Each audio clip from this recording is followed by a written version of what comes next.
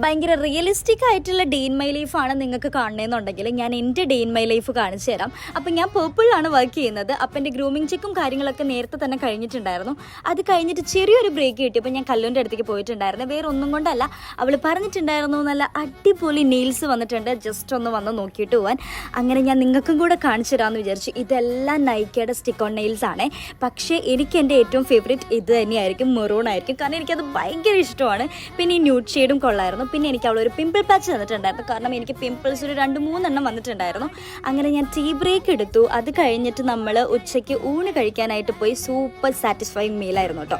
പിന്നെ ഈവനിങ് ആയപ്പോൾ എനിക്കൊരു ഗീ റോസ്റ്റും ഫ്രണ്ടിനൊരു ഇഡ്ഡലിയാണ് കഴിച്ചിട്ടുണ്ടായിരുന്നത്. പിന്നെ അവളുടെ അടിപൊളിയായിട്ടുള്ളൊരു കലാവിരുത് ഞാൻ കാണിച്ചു തരാം. എങ്ങനെയുണ്ട്? അടിപൊളിയല്ലേ?